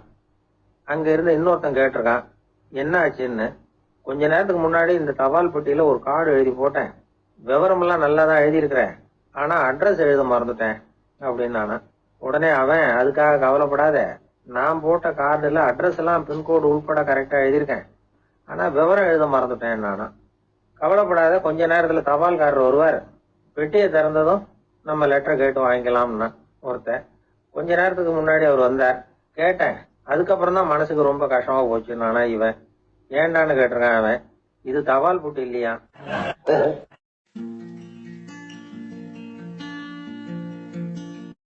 அளவுக்கு மிஞ்சினால் அமிர்தமும் நஞ்சு அப்படின்னு சொல்லுவாங்க. அது உண்மைதான். ஒருத்தருக்கு அளவுக்கு மீறிய புகழ் வந்துட்டுதுன்னு வச்சுங்க, அது கூட ஆபத்தா போயிடுறது உண்டு. பழங்காலத்துல எல்லாம் கிரேக்க தேசத்துல ஒரு பழக்கம் உண்டாம். அதாவது யாராவது ஒருத்தரை நாடு கடத்தணும்னா அதுக்கு ஒரு வழி உண்டு. அதாவது ஒருத்தர் நாடு கடத்தணும்னு மக்கள் விரும்புறாங்கன்னு வச்சுங்களேன், அவர் பேரை ஒரு மண்பாண்ட ஓட்டுச்சில்லுல எழுதி அதை ஒரு குறிப்பிட்ட பொது இடத்துல போட்டுற வேண்டியது, அவ்வளவுதான். இது மாதிரி பல பேர் போட்டுக்கிட்டே இருப்பாங்க, எல்லாம் அப்படியே குவிஞ்சு போயிடும். அந்த ஓட்டாஞ்சில்லு குவியல்ல யாருடைய பேர் அதிகமா இருக்குதோ அந்த நபரை ஒரு 10 ஆண்டுகள் நாடு கடத்தி விடுவாங்க. இது அந்த ஊர் வழக்கமா. ஒரு நாள் அந்த குவியலுக்கு பக்கத்துல ஒரு ஆள் நின்றுகிட்டு இருக்கிறான். அவன் கையில ஒரு ஓட்டாஞ்சில்லு வச்சிருக்கிறான். அதுல யாரோட பேரையோ எழுதணும், எழுதி அந்த இடத்துல போடணுங்கிறது அவன் ஆசை. ஆனா அவன் படிக்காதவன், அதனால எழுத தெரியல. யாராவது அந்த வழியா வர்றாங்களான்னு பாத்துக்கிட்டே நின்றுகிட்டு இருந்தான். ஒரு பெரியவர் வந்துகிட்டு இருந்தார். அவர்கிட்ட ஓடினான். கையில் இருந்த மண்பாண்ட சில்ல கொடுத்தான். ஐயா, இதுல ஒரு பேர் எழுதி கொடுங்களேன்னா அந்த பெரியவர் அதை வாங்கி கையில வச்சுக்கிட்டு, என்ன பேர் எழுதணும் சொல்லு அப்படின்னா இவன் சொன்னான், அரிஸ்டைடிஸ் அப்படின்னு எழுதுங்க அப்படின்னா. இதை கேட்டதும் அந்த பெரியவருக்கு அதிர்ச்சி. ஏன்னா அவரு தான் அரிஸ்டைடிஸ், தத்துவ மேதை அரிஸ்டைடிஸ் அவர். இருந்தாலும் நான் தான் அதுங்கிறத காட்டிக்காம அந்த ஆளுகிட்ட கேட்டார், அது சரிப்பா, அரிஸ்டைடிஸ்ங்கிற பேரை எழுத சொல்ற, அவர் உனக்கு என்ன கெடுதல் பண்ணார், அவர் பேரை இதுல எழுத சொல்றிய அப்படின்னு கேட்டிருக்கார். அதுக்கு இவன் சொன்னானா, அவர் எனக்கு எந்த கெடுதலும் பண்ணல, அவரை நான் பார்த்தது கூட இல்லை அப்படின்னு இருக்கான். அப்புறம் எதுக்காக அவரை நாடு கடத்தணும்னு நீ ஆசைப்படுற அப்படின்னு கேட்டிருக்கார். இப்போ அந்த ஆளு சொல்றான், அரிஸ்டைடஸ பத்தி எல்லாரும் பேசுறாங்க, அவர் ரொம்ப நல்லவர், அவர் ஒரு பெரிய அறிவாளிங்கிறாங்க, அவர் ஒரு பெரிய வள்ளல், பேரறிஞர், இப்படி எல்லாரும் சொல்றத கேட்டு கேட்டு எனக்கு ரொம்ப அழுத்து போயிட்டுது, அதனால்தான் வெறுப்பாயிட்டேன் அப்படின்னு நானும். இதுல இருந்து என்ன தெரியுது, நாம நல்லவனா இருக்கிறதுல ஒன்னும் இடைஞ்சல் இல்லை. ஆனா நம்மள நல்லவன் நல்லவன் எல்லாரும் சொல்ல ஆரம்பிச்சுட்டாங்கன்னு வச்சுக்கோங்க, அப்ப இடைஞ்சல் ஆரம்பம்னு அர்த்தம். எதுவுமே அளவுக்கு மிஞ்சி போகாம பாத்துக்க வேண்டியது ரொம்ப அவசியம். அளவுக்கு அதிகமா ஆசைப்படாதவங்கள ஆபிரகாம் லிங்கனும் ஒருத்தரான். அவரு ஒரு தடவை தன்னுடைய நண்பர்கள் கிட்ட பேசிக்கிட்டு இருந்தாராம். ஒருத்தர் கேட்டிருக்கார், ஒரு மனுஷனுக்கு கால்கள் எவ்வளவு உயரம் இருக்கணும் அப்படின்னு கேட்டாராம். இதுக்கு ஆபிரகாம் லிங்கன் சொன்னாராம், அது என்ன, இடுப்புல இருந்து தரையை தொடுற அளவுக்கு உயரம் இருந்தா போதும் அப்படின்னாராம். எது ரொம்பவும் கஷ்டமான காரியம் அப்படின்னு கேட்டார் ஒருத்தர். ஒருத்தருக்கு ஒருத்தர் சண்டை போடாம இருக்கிறது தான் ரொம்ப கஷ்டமான காரியம் அப்படின்னு தோணுது. ஒரு நாட்டுக்கும் இன்னொரு நாட்டுக்கும் சண்டை, நாட்டுக்குள்ளேயே ஒரு குரூப்புக்கும் இன்னொரு குரூப்புக்கும் சண்டை. ஏன் சண்டை போட்டுக்கிறீங்கன்னு கேட்டு பாருங்க, நாங்க சமாதானத்துக்காக தான் சண்டை போட்டுக்கிறோம் அப்படிம்பாங்க. வாழறதுக்காக பிறந்த மனுஷன் லட்சியத்துக்காக உயிரை விட தயார் அப்படின்னு சொல்லிட்டு இருப்பான். அப்படி உயிரை விடுறவங்கள நாமளும் பாராட்டுவோம். ஆனா ஒண்ணுமில்லாத விஷயங்களுக்கெல்லாம் சண்டை போடுறவங்களெல்லாம், அப்படிப்பட்டவங்களையும் சரி உயிரை விடுறவங்களையும் சரி என்னன்னு சொல்றது, யுத்தங்களாலேயும் சண்டைகளாலேயும் நாம் அடையிறது என்னங்கிறது ஒரு பக்கம் இருக்கட்டும், இழக்கிறது என்ன தெரியுமா, ஏராளமான உயிர்கள். ரத்தம் சிந்தறதுக்கு நான் தயார் அப்படின்னு மார்தட்டி சொல்லலாம், ஆனா ரத்தம் சிந்தினா உயிர் காத்துக்கிட்டு இருக்க தயார் இல்லை. அதாவது உயிர் நமக்காக காத்துக்கிட்டு இருக்க தயார் இல்லை. இழக்கிற ரத்தத்தை ஈடு கட்டினாதான் உயிரை காப்பாற்ற முடியும். அதனால இது சம்பந்தமா ஆராய்ச்சி செய்யற கட்டாயம் ஏற்பட்டு போச்சு. அதோட விளைவா புதுசா ஒன்றை கண்டுபிடிச்சிருக்கிறாங்க. அதுதான் செயற்கை ரத்த பொடி. இப்ப இந்த திடீர் சாம்பார் பொடி, திடீர் ரசப்பொடி, திடீர் காப்பி பொடி இப்படிலாம் சொல்றோம்ல, அது மாதிரி இது திடீர் ரத்த பொடி. இஸ்ரேல் ஒரு சின்ன நாடு, மக்கள் தொகை குறைச்சல், அதோட போர்கள் வேற. அதனால காயம்பட்டவங்களை காப்பாற்றியே தீர வேண்டிய கட்டாயம். காப்பாற்றணும்னா ரத்த இழப்பை தடுக்கணும். அப்படின்னா உடனடியாக புது ரத்தம் செலுத்தி ஆகணும். திடீர்னு ரத்தம் வேணும்னா எங்கே போகிறது? அதுவும் கிடைக்கிற ரத்தம் சேர்ற குரூப்பாக இருக்கணும். ஒரு வேடிக்கை பார்த்தீங்களா, நான் வேற குரூப்பு நீ வேற குரூப்புன்னு இவன் சண்டை போடுறான். இதில் அடிபட்டவனுக்கு ரத்தம் கொடுக்க போனால் அதுலேயும் அது வேற வேற குரூப்பாக இருக்குது. அது ரத்தமும் வேற வேற குரூப்னு சொல்லிட்டு இருக்குது. எந்த குரூப்பு ரத்தம் வேணும், அது உடனடியாக கிடைக்கலன்னா என்ன பண்ணுறது? இப்படிப்பட்ட கஷ்டம்லாம் நமக்கு வந்துடுது. இதுக்காக தான் விஞ்ஞானிகள் இந்த ரத்த பொடியை கண்டுபிடிச்சிருக்கிறாங்க. அதாவது ஒரு ஆள் அடிபட்டு போட்டான்னு வச்சுங்களேன், அவனுக்கு ரத்தம் கிடைக்கல, உடனே என்ன பண்ணலாம், இந்த சுத்தப்படுத்தப்பட்ட தண்ணீரை கொஞ்சம் எடுத்துக்க வேண்டியது, அதில் இந்த ரத்த பொடியை கரைக்க வேண்டியது. இப்போ இந்த செயற்கை ரத்தம் தயாராகிட்டுது. இதை அந்த ஆள் உடம்புல ஏற்றி விட்டுற வேண்டியது. இயற்கையாக நம்ம உடம்புல இருக்கிற ரத்தம் என்னென்ன வேலை செய்யுதோ அதே வேலையை இதுவும் செய்யும். அதாவது ஆக்சிஜனை உடம்புல எல்லா இடத்துக்கும் எடுத்துகிட்டு போகுது. அந்த வேலையை இந்த செயற்கை ரத்தமும் செஞ்சுருது. ஆனால் ஒரு விஷயம், இந்த செயற்கை ரத்தம் ஒரு அவசரத்துக்கு தான் உபயோகப்படுத்தலாம், ஒரு முதல் உதவி மாதிரி. அதை அப்படியே நிரந்தரமாக விட்டுற முடியாது. பின்னாடி தேவையான குரூப்பு உண்மையான ரத்தம் கிடைச்ச உடனே அதை செலுத்திக்கணும். உண்மையான ரத்தத்தை 20லேருந்து 40 நாள் வரைக்கும் தான் பாதுகாக்க முடியும். அதுவும் குளிர்பதன பெட்டியில். அதுக்குள்ளே உபயோகப்படுத்தலைன்னா அது வீணாக போயிடும். இந்த ரத்த பொடி அப்படி இல்லை, எவ்வளோ நாள் வேணும்னாலும் அப்படியே வச்சுருக்கலாம். குளிர்பதன பெட்டியும் தேவையில்லை. ஆனால் ஒன்று, இது தண்ணியில் கலந்து செயற்கை ரத்தமாக ஆக்கிவிட்டா அதோட வலு 72 மணி நேரம் தான், அதாவது 3 நாள். அதுக்குள்ளே அந்த ஆசாமியை எங்கேயாவது ஆஸ்பத்திரிக்கு தூக்கிட்டு போய் உண்மையான ரத்தத்தை கொடுத்துடணும். சண்டையில் அடிபடுறவங்க, சாலை விபத்தில் அடிபடுறவங்க, இவங்களுக்கெல்லாம் அவசரத்துக்கு கை கொடுத்து உதவுறது இந்த செயற்கை ரத்த பொடி. அதுக்கப்புறம் நாம் கொடுக்குற ரத்தம் தான் அவங்கள காப்பாற்றணும். இன்னைக்கு ரத்தத்தை தானமாக கொடுக்க தயாராக இருக்கிற நல்ல உள்ளங்கள் ஏராளம். எவ்வளவு ஆக்சிடென்ட், ஆப்ரேஷன், இதில் சம்மந்தப்பட்டவங்களை காப்பாற்றுறது நாம் தானமாக கொடுக்குற ரத்தம் தானே. ஒரு ஆக்சிடென்ட்டு, ஒரு ஸ்கூட்டர் ஒரு ஆள் மேலே மோதி விட்டுது, பார்த்து வரக்கூடாதா அப்படின்னு அந்த ஆள், நீ தான் பார்த்து நடக்கணும், ஏன்னா 20 வருஷமாக நான் அந்த ஸ்கூட்டரை ஓட்டிகிட்டு இருக்கிறேன் அப்படின்னு நானா இவன். இதுக்கு அவன் சொன்னானா, நீ தான் பார்த்து ஓட்டணும், ஏன்னா 40 வருஷமாக நான் இப்படி நடந்துகிட்டு இருக்கிறேன் அப்படின்னு நானா. ஒருத்தர் ஓடி வந்தார், இன்னொருத்தரை பார்த்து, சார் உங்கள் சைக்கிளை ஒரு நாள் இரவல் கொடுங்களேன், பக்கத்து ஊருக்கு போயிட்டு வர வேண்டியிருக்கு அப்படின்னார். இவர் சைக்கிளை கொடுத்து பத்திரமா கொண்டுட்டு போங்கன்னார். சார் இதை பத்திரமா கொண்டு போகிறேன், கவலையே வேணாம், ஏன்னா இது உங்களோட சைக்கிள் அப்படின்னு நான் நினைக்கல, என்னோட சைக்கிளாக நினைக்கிறேன் அப்படின்னார். அதுக்கப்புறம் தான் இவருக்கு உண்மையாகவே பயம் வந்துட்டுது. ஏன்னா அவர் சொன்னது மாதிரி அதை தன்னோட சைக்கிளாகவே நினச்சி தள்ளிட்டு போட்டா என்ன பண்ணுறது. எது எதை நம்முடையதா நினைக்கணுங்கிறதுக்கு ஒரு வரையறை இருக்குது. சில பேர் ஆஃபீஸையே வீடாக நினச்சி விடுறது உண்டு. அப்படிப்பட்டவங்க கூட வீட்டை ஆஃபீஸாக நினைக்கிறது இல்லை. ஏன்னா வீட்டில் இவர் ஆஃபீஸராக நடந்துக்க முடியறதில்லை. இதெல்லாம் ஒரு பக்கம் இருக்கட்டும், இப்போ விஷயத்துக்கு வருவோம். பொறியியல் மேதை டாக்டர் விஸ்வேஸ்வரய்யா இருந்தார் இல்லையா, பாரத ரத்னா விருதெல்லாம் கொடுத்தாங்களே. ஆஃபீஸ் வேலை வேற, சொந்த வேலை வேற அப்படிங்கிறதுக்கு ஒரு உதாரணமாக இருந்தவர் அவர். மைசூர் மகாராஜா கிட்ட திவானா இருந்தார். அவர் ஒரு நாள் அரசாங்க வேலை காரணமாக வெளியூர் போயிருந்தார். ஹாசன்கிற ஊருக்கு பக்கத்தில் ஒரு பயண மாளிகை, அங்கே தங்கிவிட்டார். ராத்திரி அங்கே தங்கி இருந்துட்டு விடிஞ்சதும் ஊருக்கு திரும்புறதாக திட்டம். ராத்திரி தூங்குறதுக்கு ரொம்ப நேரம் ஆயிட்டுது. ரொம்ப நேரம் வரைக்கும் அரசாங்க சம்பந்தப்பட்ட வேலைகளையே பார்த்துக்கிட்டு இருக்கிறார். அரசாங்க ஃபைல்கள் நிறைய இருந்தது. அதையெல்லாம் ஒவ்வொன்றா எடுத்தார், படித்து பார்த்தார், பரிசீலனை பண்ணார். அதில் எழுத வேண்டியதை எழுதினார், கையெழுத்து போட்டார். ஒரு வழியாக அந்த வேலையெல்லாம் முடிஞ்சுது. அதுக்கப்புறம் என்ன பண்ணார்னா, தன்னுடைய சூட்கேஸை திறந்தார். அதிலிருந்து 2 மெழுகுவத்தியை எடுத்து கொளுத்தி வச்சார். அந்த பயண மாளிகையில் அது வரைக்கும் எரிஞ்சுக்கிட்டு இருந்த மின்சார விளக்குகளை அணைச்சுட்டார். அதுக்கு பிறகு அந்த மெழுகுவத்தி வெளிச்சத்தில் சில புத்தகங்களை தொடர்ந்து படிக்க ஆரம்பிச்சிட்டார். அந்த பயண மாளிகையில் பணியாளராக இருந்தவர் இதை பார்த்துட்டு ஓடி வந்தார். மறுபடியும் மின் விளக்கு போடுறதுக்காக போனார். விஸ்வேஸ்வரய்யா அதை பார்த்துட்டு போட வேணாம்ட்டாராம். இது வரைக்கும் நான் அரசாங்க அலுவல்களை கவனிச்சுக்கிட்டு இருந்தேன், அதனால மின் விளக்குகள் அப்போ எரிஞ்சதில் தப்பு இல்லை. இப்போ நான் புத்தகம் படிச்சுக்கிட்டு இருக்கேன், இது என்னுடைய சொந்த வேலை. இங்கே இருக்கிற மின் விளக்கு அதுக்காக ஏன் எரியணும் அப்படின்னு கேட்டாராம். இப்போ இருக்கிற சில அரசு பணியாளர்கள்கிட்ட இந்த சம்பவத்தை பேச்சோட பேச்சா சொல்லி பார்த்தேன். அவங்களால இதை ஜீரணிக்கவே முடியல. நேர்மை தேவைதான் சார், அதுக்காக அவ்வளவு தூரத்துக்கு அது தேவையா அப்படிங்கிறாங்க. விஸ்வேஸ்வரய்யா அப்படி பண்ணினது தான் ஒரு நேர்மையாளர் அப்படின்னு இந்த உலகத்துக்கு நிரூபிக்கணுங்கிறதுக்காக இல்லை. தான் அப்படி நடந்து காட்டினா தன்னை சுற்றி இருக்கிறவங்களும் அதை கேள்விப்படுறவங்களும் முடிஞ்ச அளவுக்கு பொது வாழ்க்கையில், அரசு பணியில் நேர்மையை கடைபிடிக்க முயற்சி பண்ணலாமே அப்படிங்கிறதுக்காகத்தான். இப்பவும் சில பேர் இருக்கிறாங்க, இவங்க ஆஃபீஸ் வேற வீடு வேறன்னு நினைக்கிறது இல்லை, அவ்வளவு உரிமை. ஒருத்தர் அப்படிதான், அவருக்கு அவசரமாக 5000 ரூபா தேவைப்பட்டது. ஆஃபீஸு பணத்தை எடுத்துக்கிட்டார். அந்த நேரம் பார்த்து ஆடிட் வந்துட்டுது, ஆப்பிட்டுக்கிட்டார். விசாரணை நடக்குது. அவர் சொல்றார், சார் நான் நேரம் காலம் பார்க்காம ஆஃபீஸில் வேலை செய்வேன், ஏன்னா அதை என்னோட ஆஃபீஸாக நினைக்கிறேன்.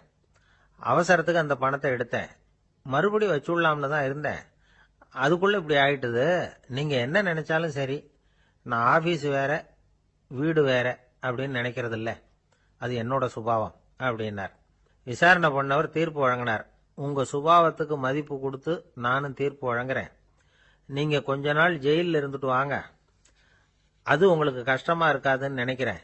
ஏன்னா அங்க போனாலும் நீங்க உங்க சுபாவப்படி வீடு வேற ஜெயில் வேறன்னு நினைக்க மாட்டீங்க அப்படின்னாராம். திபேத் நாட்டுல புத்த மடாலயங்கள் நிறைய உண்டு. அதுக்கு ஒரு தலைமையகமும் உண்டு. அது இந்த திபேத் தலைநகரம் லாசாவில் இருக்குது. ரொம்ப காலத்துக்கு அப்பால அதை பற்றியெல்லாம் நிறைய விவரங்கள் எழுதி வச்சிருக்கிறாங்க. அது இப்போவும் நமக்கு கிடைக்குது. அதாவது ரொம்ப தூரத்துக்கு அந்தாண்ட மலைகளுக்கு நடுவில் ஒரு கிளை மடாலயம். அந்த மடத்தின் தலைவருக்கு வயசாயிட்டு தான். அதனால தலைமை பொறுப்பை வேற ஒருத்தர்கிட்ட ஒப்படைக்கலாம் அப்படின்னு முடிவு பண்ணாராம். உடனே ஒரு லாமாவை கூப்பிட்டார். அவர் மூலமா தலைமை மடாலயத்துக்கு செய்தி அனுப்புனார், பொருத்தமான வாரிசு ஒருத்தரை அனுப்பி வைக்கும்படியாக. அந்த வாலிப லாமா புறப்பட்டார். காடு மேடெல்லாம் நடந்து போறார். ரொம்ப நாள் கழிச்சு தலைமை பீடத்தை அடைஞ்சார். தலைமை குரு கிட்ட விவரத்தை சொன்னார். தகுதியான ஒருத்தரை அனுப்பி வச்சா அழைச்சிட்டு போறேன் அப்படின்னார். சரி, நாளைக்கு காலையில் நீங்க அவங்க எல்லாரையும் அழைச்சிட்டு போகலாம்னார் அவரு. அவங்க எல்லாரையுமா? அங்க தேவைப்படுறது ஒருத்தர் தானே அப்படின்னார் இவர். ஆமான்னார். அப்புறம் ஏன் எல்லாரையும் அழைச்சிட்டு போக சொல்றீங்கன்னார். அது இப்போ உனக்கு புரியாது. நான் ஒரு 100 பிக்குகளை அனுப்புறேன், அதாவது பிட்சுகளை. அவ்வளவு பேரையும் அங்க வச்சு சமாளிக்க முடியாது அப்படின்னாரு இவரு. இருந்தாலும் இப்ப அந்த தலைமை குரு என்ன சொன்னார்னா, அதை பத்தி கவலைப்படாத, நான் 100 பேரை அனுப்புறேன். அதுல 99 பேர் வழியிலேயே காணாம போடுவாங்க, ஒருத்தன் மட்டும்தான் வருவான். அவனும் அங்க வந்து சேர்ந்துட்டானா நீ ரொம்ப கொடுத்து வச்சவன் அப்படின்னார். இவருக்கு ஒன்றும் புரியல. இருந்தாலும் மறுநாள் அந்த வாலிப லாமா 100 பேரை அழைச்சிட்டு புறப்பட்டார். போற வழியிலேயே பல பேர் அங்கங்க பிச்சுட்டு போயிட்டாங்க. அவர் சொன்னது மாதிரியே. வழியில அவங்க ஊர்கள் இருந்தது தான் காரணம். அப்பா அம்மாவை பார்த்துட்டு வரேன் அப்படின்னு கொஞ்சம் பேர் போனாங்க. சொந்த பந்தத்தை பார்த்துட்டு வரேன் அப்படின்னு கொஞ்சம் பேர். ஒரு வாரம் ஆச்சு. இப்ப மிஞ்சினது 10 பேர் தான். வழியில ஒரு நகரம். அங்க சில பிட்சுக்கள் சந்திச்சாங்க. எங்க மடத்து தலைவர் இறந்துட்டார், உங்கள யாராவது ஒருத்தர் எங்களுக்கு தலைவராக முடியுமா அப்படின்னு கேட்டாங்க. 10 பேரும் தயார். அதுல ஒருத்தரை அழைச்சிட்டு அவங்க போயிட்டாங்க. இன்னொரு ஊர்ல சில பேர் வந்தாங்க, வழி மறிச்சாங்க. நில்லுங்க, எங்க மன்னர் மகளுக்கு திருமணம், அதை நடத்தி வைக்க 3 லாமாக்கள் தேவை அப்படின்னாங்க.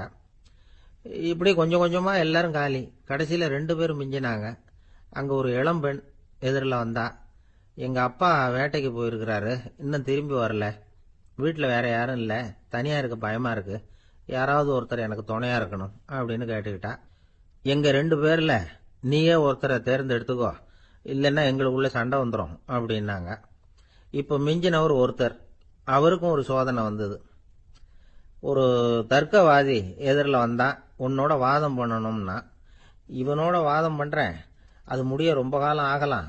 தர்க்கத்துல நான் ஜெயிச்சா அங்க வரேன், இல்லைன்னா இவருடைய சீடனை ஆயிடுவேன் அப்படின்னாரு அவரு. கடைசியா அழைக்க வந்த வாலிப லாமா மட்டும் வெறும் கையோட திரும்பி போனார். அங்க இருந்த வயசான மடாதிபதி கேட்டார், எத்தனை பேர் அங்கிருந்து புறப்பட்டீங்கன்னார். என்னையும் சேர்த்து 101ன்னாரு அவரு. நல்லது, நீயாவது திரும்பி வந்திய, அதுதான் எனக்கு போதும். ஏன்னா நீ தான் எனக்கு உண்மையான வாரிசு. அந்த 100 பேர்ல யாரும் வரமாட்டாங்க அப்படின்னார் அவர். ஏன்னா அவருக்கு தெரியும் இவர் ஒருத்தர் தான் திரும்பி வருவாருங்கிறது. திபேத்தில் ஒரு பழங்கால பழமொழி உண்டாம், 100 பேர் செல்லலாம், எப்பொழுதாவது ஒருவன் அபூர்வமாக அடைய வேண்டிய இடத்தை அடைவான். இதுதான் அந்த பழமொழி.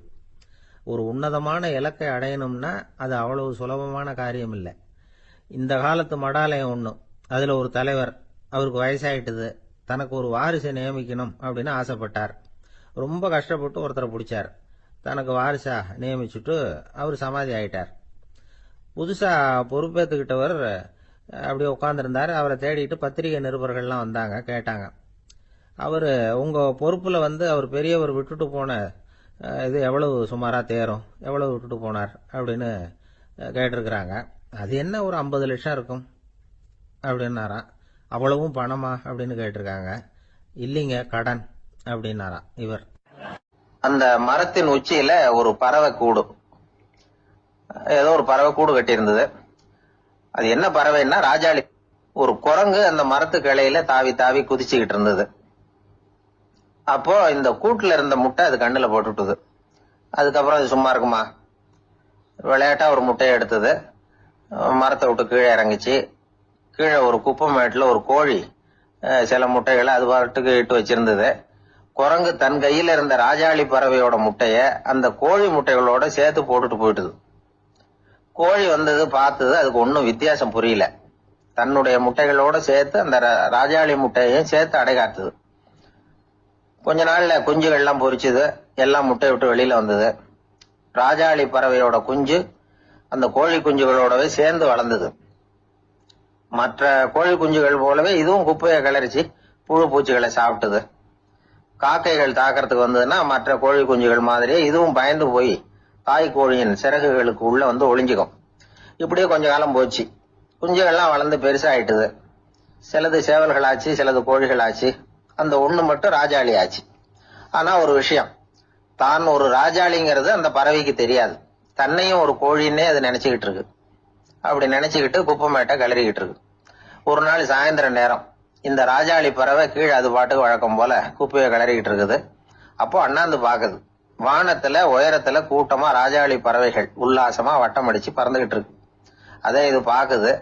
இதுக்கு மனசுக்குள்ள ஏக்கமா போச்சான். அப்போ இதுக்கு ஆண்டவன் பேர்ல கோபம் வந்துதான். ஆண்டவனுக்கு என் பேர்ல ஏன் இந்த ஓர வஞ்சனை? என்னையும் ஒரு ராஜாளியா படைச்சிருந்தா நானும் கூட இந்நேரம் ஆகாயத்துல உல்லாசமா பறந்துகிட்டு இருப்பேனே அப்படின்னு நினைச்சு வருத்தப்பட்டுதான்.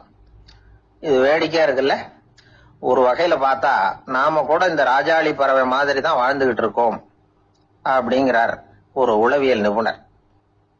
நம்மால எவ்வளவு வேலை செய்ய முடியும் அப்படின்னு நாம நினைச்சுக்கிட்டு இருக்கிறோமோ அதை விட பல மடங்கு நம்மால வேலை செய்ய முடியுமா? பல மடங்கு வேகமாவும் வேலை செய்ய முடியும் அப்படிங்கிறார் அவர்.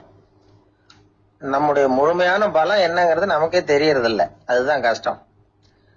நம்முடைய பலம் தெரியாததுனாலதான் நாம எதுக்கு எடுத்தாலும் பயந்துகிட்டு இருக்கிறோம். ஒரு ஆள் இருந்தான். அவனுக்கு எப்படின்னா கோழியை கண்டா பயப்படுவான். ஏன் கோழியை கண்டா பயம்னா, அவனுக்கு மனசுக்குள்ள தான் ஒரு புழுன்னு நினைப்பு. தன்னை ஒரு புழுவா நினைக்கும் பொழுது, புழுன்னா கோழி வந்து கொத்தும்ல, அதனால கோழியை கண்டு பயப்பட ஆரம்பிச்சிட்டான். இவன் நடுங்கிருவான். எதிரில் கோழி வந்ததுன்னா உடம்பு பூரா நடுங்க ஆரம்பிச்சிடும். வீட்டுல இருக்கிறவங்க பார்த்தாங்க. இவனை அழைச்சிட்டு போய் ஒரு மனநோய் மருத்துவமனையில சேர்த்துட்டாங்க. அங்க உள்ள டாக்டர் இவருக்கு சிகிச்சை எல்லாம் கொடுத்தார். ஒரு வாரம் இவனை தங்க வச்சு வேண்டிய சிகிச்சை எல்லாம் கொடுத்து மன ரீதியா அவனை மாத்தி, சரி இனிமே நீ வீட்டுக்கு போகலாம்னு சொல்லி அனுப்பி வச்சார். வீட்டுக்கு புறப்பட்டான். அப்ப சொன்னார், இத பாருப்பா, நீ வீட்டுக்கு போகலாம், நேரா வீட்டுக்கு போ, நல்லா ஞாபகம் வச்சுக்கோ, இனிமே வந்து நீ ஒரு புழு கிடையாது, மனுஷன், தைரியமா புறப்படு, போயிட்டு வா அப்படின்னு சொல்லி வழி அனுப்பி வச்சார். சரிங்க டாக்டர்னு சொல்லிவிட்டு இவன் புறப்பட்டு போனான். பாதி வழி போயிருப்பான். லேசா நிமிர்ந்து பாக்குறான், எதிரில் ஒரு கோழி வந்துகிட்டு இருக்கு. அது பாட்டுக்கு சாதாரணமா நடந்து வந்துகிட்டு இருந்தது. அவ்வளவுதான், இவன் உடம்பு கிடுகிடுன்னு ஆட ஆரம்பிச்சுட்டுது. திரும்பி ஓடி வந்துட்டான். டாக்டர் கேட்டார், ஏன்பா திரும்பி ஓடி வந்துட்டேன்னு. பாதி தூரம் போயிட்டேன் டாக்டர், எதிரில் ஒரு கோழி வந்துகிட்டு இருக்குது, அதான் பயமா இருந்தது வந்துட்டேன்னா. டாக்டருக்கு ஒரு மாதிரி ஆயிடுது. அவர் சொன்னார், இத பாருப்பா, நான் தான் சொன்னேனே, நீ ஒரு புழு இல்ல, மனுஷன். இனிமே நீ புழு கிடையாது, நீ ஒரு மனுஷன். நீ ஒரு புழு இல்லைங்கிறது இன்னமும் உனக்கு புரியலையா அப்படின்னாரு டாக்டர். நான் புழு இல்லைங்கிறது எனக்கு தெரிஞ்சுட்டுது டாக்டர், இது அந்த கோழிக்கு தெரியுமான்னு தெரியலையே அப்படின்னா. இவெல்லாம் எந்த காலத்துல மாறுறது? அதனால வாழ்க்கையில வெற்றி பெறணும் அப்படின்னு நினைக்கிறவங்க யாரா இருந்தாலும் தன்னுடைய பலம் என்ன அப்படிங்கறத முதல்ல புரிஞ்சுக்கணும். தன்னுடைய சக்தியை புரிஞ்சுக்கிட்டவன் வெற்றி பெறுவது நிச்சயம். காலை நேரம், கடற்கரை ஓரம், காலை வீசிக்கிட்டு கையை வீசிக்கிட்டு ஏதோ சண்டைக்கு போற சிப்பாய் மாதிரி எல்லாரும் நடந்து போயிட்டு இருக்கிறாங்க. நடைப்பயிற்சி. அதுல நமக்கு தெரிஞ்ச ஒருத்தர் எதிரில் வந்தார் ரொம்ப வேகமா. என்ன சார் வாக்கிங்க அப்படின்னு கேட்டோம். அவரால் ஆமாம்னு பதில் சொல்ல முடியல. அவ்வளவு கஷ்டம். மூச்சு விடுறதுக்கே வாயை திறந்து திறந்து மூடிட்டு இருக்கிறார். எங்க பேசுறது? கொஞ்சம் நின்று நிதானிச்சு மூச்சு விட்டுட்டு அதுக்கப்புறம் சொன்னார் ஆமா அப்படின்னு. என்ன சார் இவ்வளவு வேகம்னோ? உங்க பேச்ச கேட்டுட்டு தான் சார் நடக்க ஆரம்பிச்சோம். நீங்க தான் அடிக்கடி சொல்லிட்டு இருந்தீங்க நடக்கிறது நல்லதுன்னு. அன்னையிலேருந்து ஆரம்பிச்சுட்டேன். ஆனால் ரொம்ப கஷ்டமா இருக்குது சார். இப்ப பாருங்க, உங்ககிட்ட சுலபமா பேசக்கூட முடியல, மூச்சு வாங்குது, உடம்பு கூட வலிக்கிறது மாதிரி இருக்கு அப்படின்னு அவர் பாட்டுக்கு பேச ஆரம்பிச்சுட்டார். உங்களை யாரு சார் இவ்வளவு வேகமா நடக்க சொன்னது? வேகத்தை குறைங்க, மெதுவா நடங்க அப்படின்னோம். நீங்க நடக்கிறதுனால என்னென்ன சௌகரியம்னு அன்னைக்கு சொன்னீங்களே தவிர சௌகரியமா நடக்கிறது எப்படின்னு சொல்லலையே அப்படின்னாரு அவர். இன்னமும் லேசா மூச்சு வாங்கிட்டே சொன்னா கூட இவர் சொல்றதுலயும் ஒரு நியாயம் இருக்கு. அதனால இந்த நடைப்பயிற்சி பண்றவங்க கவனிக்க வேண்டிய சில முக்கியமான குறிப்புகள் இருக்கு. அது என்னென்னங்கிறத அவங்க தெரிஞ்சுக்கணும். அது தெரிஞ்சு வச்சுக்கிறது நல்லது. இதெல்லாம் மருத்துவ நிபுணர்கள் சொல்ற குறிப்புகள். அவங்க என்ன சொல்றாங்க தெரியுமா? உங்க வயசு 40க்கு மேலையா? உங்க எடை இருக்க வேண்டியதை விட 10 கிலோ அதிகமா இருக்குதா? நீங்க புகை பிடிக்கிறவரா? இதய நோய், ரத்த நாள நோய், உயர் ரத்த அழுத்தம் இப்படி ஏதாவது உங்களுக்கு உண்டா? அப்படின்னா நீங்க உங்க இஷ்டத்துக்கு வரிஞ்சு கட்டிக்கிட்டு நடைப்பயிற்சி பண்ண ஆரம்பிச்சிடாதீங்க. முதல்ல ஒரு மருத்துவ பரிசோதனை பண்ணிக்கங்க, அதுதான் நல்லது அப்படின்னு அவங்க சொல்றாங்க. நடக்கிறப்போ, உடற்பயிற்சி செய்யறப்போ மார்பு பகுதியில அல்லது வேற எங்கேயாவது தொடர்ந்து வலி இருந்ததுன்னா பயிற்சியை நிறுத்தி விட்டு டாக்டரை போய் பார்க்கணும். நடைப்பயிற்சி பண்றப்போ உங்க சக்திக்கு தகுந்த மாதிரி மெதுவா அதிக கஷ்டம் இல்லாம முன்னேறலாம். அங்க என்ன போட்டியா வைக்கிறாங்க? முந்திக்கிட்டு போய் என்ன பண்ண போறோம்? பரிசா வாங்க போறோம். அதனால நிதானம் அவசியம் அப்படிங்கறது அவங்க ஆலோசனை. தொந்தரவு கொடுக்காத ஷூ, ட்ரெஸ் இதுகளை உபயோகப்படுத்துங்க. பாதத்துல ஆடு தசை இருக்குல்ல, அங்க ஏதாவது பிரச்சனை இருந்ததுன்னா டாக்டரை பாருங்க. இந்த பாதத்துல வலி வரும் அந்த இடத்துல. வெயில் காலமா இருந்தா தலைக்கு தொப்பி வச்சுக்கோங்க. பனியில நடந்தாலும் அப்படித்தான். தலையை பத்திரமா பாத்துக்குங்க. நம்ம கிட்ட ஏதோ கொஞ்சம் உருப்படியா தெரியறது அதுதானே. உடற்பயிற்சிக்கு முன்னாடி பின்னாடி பயிற்சி செய்யறப்போ நிறைய தண்ணி குடிக்கலாமா. முதல் 1 மாசத்துக்கு கொஞ்சம் தளர்த்தியா சாவகாசமா நடக்கலாம். மணிக்கு 3 அல்லது 4 கிலோமீட்டர் வேகம்னு வச்சுங்களேன். அதுக்கப்புறம் வேகத்தை அதிகப்படுத்தலாம். மணிக்கு 6 அல்லது 8 கிலோமீட்டர் அளவுக்கு நடக்கலாம். நல்லா கையை வீசிக்கிட்டு நடக்கணும். மூச்சு விடுற எண்ணிக்கை அதிகரிக்கணும். இது மாதிரி ஒரு 30 நிமிஷம் நடக்கலாம். தனியா நடந்து போறதுக்கு உங்களுக்கு என்னமோ மாதிரி இருக்குதா? கூட யாரையாவது சேர்த்துக்குங்க. ஒரு குரூப்பா சேர்ந்து போகலாம். நடக்கிறதுங்கிறத ஒரு சந்தோஷமான சமாச்சாரமா ஆக்கிக்கணும். தினம் இப்படி நடக்க வேண்டி இருக்குதே அப்படின்னு புலம்பிக்கிட்டே போகக்கூடாது. சில பேர் நடக்கிறப்போ கடந்த காலத்தை அசை போட்டுக்கிட்டே போவாங்க. சில பேர் வருங்காலத்தை அசை போட்டுக்கிட்டே போவாங்க. சில பேர் முக்கியமான திட்டம்லாம் இப்படி நடக்கிறப்பதான் தீர்மானம் பண்ணுவாங்க. நடக்கிறதுனால மன இறுக்கம் குறையுது, பரபரப்பு குறையுது, மன ஆற்றல் பெருகுது, தன்னம்பிக்கை வளருது, முதுமை தள்ளி போகுது, செயல்திறன் அதிகரிக்குது. இதை தவிர உடம்புக்கும் பல விதமான சௌகரியங்கள் ஏற்படுது. அதனால இதுவரைக்கும் நடக்க ஆரம்பிக்காதவங்க இனிமே இந்த குறிப்புகளை கவனத்துல வச்சுக்கிட்டு நடக்க ஆரம்பிச்சுடலாம். சார்லஸ் லாம்ப் அப்படின்னு ஆங்கில இலக்கிய மேதை ஒருத்தர், அவர் ஒரு தரம் உடம்பு சரியில்லைன்னு டாக்டர் கிட்ட போனாராம். டாக்டர் அவரை பார்த்துட்டு, நீங்க தினமும் காலையில வெறும் வயத்துல நடக்கணும் அப்படின்னாராம். வெறும் வயத்துல நடக்கிறதுக்கு நான் தயார், ஆனா வயிறு கிடைக்கணுமே சார். யார் வயத்து மேல நடக்கிறது டாக்டர் அப்படின்னு கேட்டாராம் இவர்.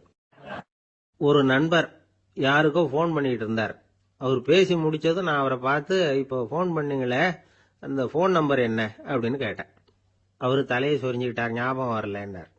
சரி சார், அதை விடுங்க, உங்க மனைவி பேர் என்ன அப்படின்னு கேட்டேன். மாலதின்னார். என்ன சார் இது வேடிக்கை? கொஞ்ச நேரத்துக்கு முன்னாடி பேசின போன் நம்பர் மறந்து போச்சு. எப்பவோ கல்யாணம் பண்ணிக்கிட்ட மனைவி பேர் மறக்கல, அதை கரெக்டா சொல்லிவிட்டீங்களே அப்படின்னு கேட்டேன். அவரு என்ன ஒரு மாதிரியா பார்த்தார். அவரு அப்படி என்ன பார்த்ததுல ஒன்றும் தப்பு இல்லை. ஏன்னா நாம எல்லாருமே அப்படித்தானே. ஒரு குறிப்பிட்ட காரியத்துக்காக தொலைபேசியில ஒருத்தட்ட பேசுறோம். அதுக்கப்புறம் அந்த எண் நமக்கு அனாவசியம், அதனால மறந்துடுறோம். இதுக்கு பேர் தான் தற்காலிக ஞாபகம். ஆனா மனைவி பேரை மறந்துட முடியுமா? முடியாது. அது அவசியமான ஒண்ணு. அடிக்கடி அந்த பேரை உபயோகப்படுத்துறோம். அதனாலேயும் அது முக்கியங்கிறதுனாலேயும் அதை மறக்கிறது இல்லை. இதுக்கு பேரு நிரந்தர ஞாபகம். சரி, இந்த தற்காலிக ஞாபகம், நிரந்தர ஞாபகம், இது 2 ஞாபக அளவுகளையும் கட்டுப்படுத்துறது எது அப்படின்னா மூளைக்குள்ள நடக்கிற மின்சார நடவடிக்கைகள் தான். தற்காலிக ஞாபகம் ஒரு மின்னல் மாதிரி தோன்றி மறையுது. நிரந்தர ஞாபகம் ஒரு படிவம் போல மூளையில படிஞ்சுடுது. ஒரு சம்பவத்தின் பல பிரதிகள் மூளையில பல்வேறு பகுதிகளிலேயும் படியறதுனால ஒன்னு மறைஞ்சாலும் மறந்தாலும் இன்னொன்னு மறையறதில்ல. இப்படிப்பட்ட நிலைமையில தான் இந்த தொண்டையில இருக்கு, வாயில வரமாட்டேங்குது சார் அப்படிமா. ஒருத்தருக்கு எந்த துறையில ஆர்வமும் ஈடுபாடும் அதிகமோ அது சம்பந்தமான ஞாபக சக்தி அதிகமா இருக்கும். தொழிலை விரும்புகிற ஒரு டெலிபோன் ஆபரேட்டருக்கு எண்கள்லாம் நல்ல ஞாபகம் இருக்கும். அது மாதிரி கவிஞர்களுக்கு வார்த்தைகள் நல்ல ஞாபகத்தில் இருக்கும். இது ஒரு பக்கம் இருந்தாலும் ஒரு மூளை எண்களை விட எழுத்துக்களை விட படங்களை ரொம்ப சுலபமா ஞாபகத்துல வச்சுக்குது. புரிஞ்சுக்கிற தன்மை, அனுபவம், புத்தி கூர்மை இது கூடி குறையறத பொறுத்து ஞாபக சக்தியும் ஏறும் இறங்கும். இப்போ உதாரணத்துக்கு ஒரு பையனுக்கு படித்தது எதுவும் ஞாபகத்தில் இல்லைன்னா அவன் அதை சரியாக புரிஞ்சுக்கலன்னு அர்த்தம். இந்த மறதிங்கிறது எந்த சமயத்தில் ஒரு பிரச்சனை ஆகுது தெரியுமா? உங்களுக்கு வேண்டியப்பட்ட ஒருத்தரை ஞாயிற்றுக்கிழமை சாயந்தரம் சரியாக 5 மணிக்கு கடற்கரைக்கு வர சொல்லிவிட்டு அந்த நேரத்தை மறந்துட்டா அது பரவாயில்ல, வர சொன்னதையே மறந்துட்டாதான் நிலைமை மோசம்னு அர்த்தம். இப்படி இருந்தா இது சிகிச்சை எடுத்துக்க வேண்டிய நிலைமைங்கிறத புரிஞ்சுக்கணும். ஆமா, இதுக்கும் மருந்து இருக்கு. ஆனா மூளை குறிப்பிட்ட அளவுக்கு கீழே இயங்குறப்போ இன்னொன்னு சொல்லுவாங்க, இந்த நியூரோ டிரான்ஸ்மிட்டர் அப்படின்னு சொல்லுவாங்க. அப்படிங்கிற மூளை ரசாயனம் ரொம்பவும் குறைஞ்சி போறப்போ மட்டும்தான் உபயோகப்படும். டாக்டர் என்ன சொல்றாங்க தெரியுமா? மூளையை பொறுத்த வரைக்கும் அதுல ஞாபக சக்தி அதிகமா உள்ள மூளை, மறதி உள்ள மூளை அப்படின்னு ஒன்றும் கிடையாது அப்படிங்கிறாங்க. நினைவு வச்சுக்கிறதுக்கு பயிற்சி அளிக்கப்பட்ட மூளை, பயிற்சியற்ற மூளை அப்படின்னு வேணும்னா சொல்லலாம் அப்படின்னு சொல்றாங்க. அதனால நம்ம ஞாபக சக்திங்கிறது நம்ம கிட்ட இருக்கிற பயிற்சி, முயற்சி இதை பொறுத்து தான் அமையும். ஒருத்தர் ஒரு பென்சிலை எங்கேயோ வச்சுக்கிட்டு தேடிக்கிட்டு இருந்தார். அப்புறம் என்னமோ தீவிரமா யோசனை பண்ணி அதை ஞாபகப்படுத்தி பார்த்துக்கிட்டு இருந்தாராம். எதிரில் உட்கார்ந்து இருந்தவர் சொன்னார், பென்சிலை தானே தேடிட்டு இருக்கீங்க, அது உங்க வலது காதில் இருக்குது சார் அப்படின்னாராம் அவரு. இதுக்கு அவரு சொல்லியிருக்காரு, பென்சிலை வலது காதில் தான் வச்சிருக்கேங்கிறது எனக்கு நல்லா ஞாபகம் இருக்கு, ஆனா எது வலது காதுங்கிறது தான் மறந்து போச்சு அப்படின்னாராம். அவர் அதை தான் யோசிச்சுட்டு இருந்திருக்கிறார். வயிறு பசிக்குதேங்கிறது சிலரோட கவலை, வயிறு பசிக்க மாட்டேங்குதே அப்படிங்கிறது சில பேரோட கவலை. 2 விதமான கவலைக்கும் வயிறு தான் காரணமா இருக்குது. வயிறு பசிச்சதுன்னா அது இயற்கை, வயிறு பசிக்கலைன்னா அது வியாதி. ஆனா பசியையும் நாம பசிப்பிணி அப்படின்னு தான் சொல்லுவோம். என்ன காரணம்? வியாதியை போக்க வேண்டியது எவ்வளவு முக்கியமோ அதை விட முக்கியம் பசியை போக்க வேண்டியது. ஒரு சமுதாயத்துல பசிப்பிணியே இருக்கக்கூடாது, அதுதான் நல்ல சமுதாயம். பசியை போக்கணும்னா சாப்பாடு போடணும், பசியின்மையை போக்கணும்னா வைத்தியம் தான் பண்ணணும். இது சம்பந்தமா எவ்வளவோ ஆராய்ச்சிகள் நடக்குது, நிறைய மருந்து கண்டுபிடிச்சிருக்கிறாங்க. நம்ம உடம்புல பசியை தூண்டக்கூடிய பகுதி எது, இதை முதல்ல தெரிஞ்சுக்கணும் இல்லையா? நாம சாப்பிடுற ஆகாரம் செரிக்கிறதுக்கு எது காரணம் தெரியுமா? நம்ம மூளையோட பின்பகுதி தான் அதுக்கு காரணமா இருக்குதாம். மூளையின் பின்பகுதியில நரம்பு செல்களால் ஆன 2 வகையான ஆரக்சின்கள் தான் பசியை உண்டாகுது அப்படின்னு கண்டுபிடிச்சிருக்கிறாங்க. 2 ஆய்வாளர்கள் இதை கண்டுபிடிச்சிருக்காங்க. அவங்க 2 பேரும் டெக்சாஸ் பல்கலைக்கழகத்துல ஹார்வர்டு ஹக்ஸ் மருத்துவ கல்வி நிலையத்தில் பணிபுரிகிறவங்களாம். உண்பது தேவைங்கிறது உணரப்படும் போது மூளையின் அந்த குறிப்பிட்ட பகுதி ஆரக்சின் அப்படிங்கிற ஹார்மோன்களை சுரக்கும். அது பசி உணர்வை தூண்டும் அப்படிங்கிறது தான் அந்த ஆய்வாளர்களின் கண்டுபிடிப்பு. இந்த ஆரக்சின் வேற சில உயிரினங்கள்லயும் உண்டு. இப்ப எலிகள்ல கூட இது இருக்குது. அதனால எலிகளை வச்சு இது சம்பந்தமா ஆராய்ச்சி பண்ணாங்க.